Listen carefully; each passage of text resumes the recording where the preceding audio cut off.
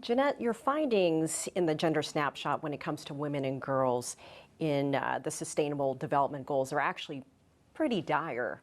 What would you say are the biggest takeaways? The situation currently is really dire across all of the goals, and what the report does is really look at gender equality across 17 global goals.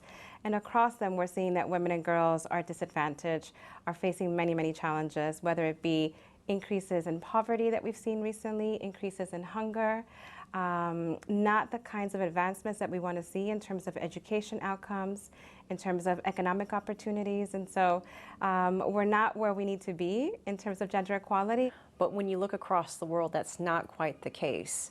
What would you say to those who might be a little surprised to hear the findings?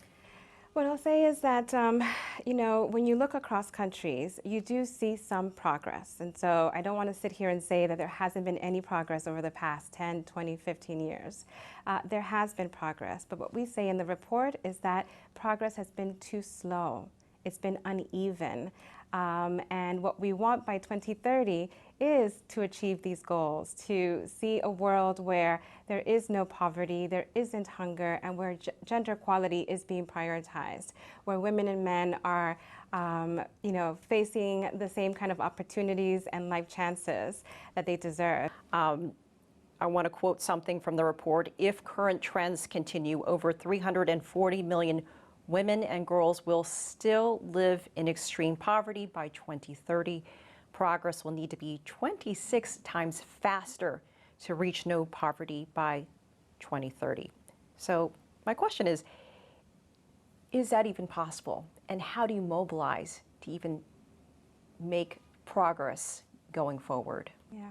I think it is possible. I think that we need to strive to reach these aspirational goals. I think that we can all agree that these are very aspirational, but this is what we all are trying to achieve collectively. And the way to do that is by addressing some of these challenges and making sure that we are implementing policies that make a difference. So let me give you an example. We know that social protection, investment in social services can make a difference. Invest in those. We know that making sure that women have the same kinds of economic opportunities as men can make a difference in their economic independence, in their economic autonomy. And so making sure that policies are directed in that way to ensure that women and girls are advancing, that their well-being is shifting for the better over time. One part of the report that really struck me was the section about older women. Because when you hear about investment, you think of youth, you think of women in their prime, but we know that women generally live longer than men. So what more needs to happen to better support this population? I think part of the problem is that they're not visible. We need to make sure that these issues are visible, that the challenges that older women face are visible and present in policy discourse. And so it was very intentional for us to have a in focus section of the report that focused on older women and the very particular challenges that they face, right? Over our life courses, we're all going to go through challenges and tribulations and things that we need help with. For older women, it has to do with their health, making sure that their health care is being prioritized, that things that affect older women are being prioritized in research as well. How do we get more women into positions of power, leading boardrooms, leading companies, leading countries? There are a number of ways. I think one key barrier is social norms that are still kind of gender biased and still see women as potentially not as great of a leader as a man. That is frankly not true. We have the evidence to back that up. And so part of what we need to be doing is changing some of those biased social norms that continue to impact the kind of progress that we're seeing on some of these issues. And then having really concrete policy interventions. We know that quotas, for example, can make a really big difference. Countries that have women leaders, heads of state, countries that, where we see that women are a greater share of parliamentarians, where they're a greater share of those making decisions at the local level, tend to have quotas and temporary special measures that are proactively ensuring that women are seated at those tables.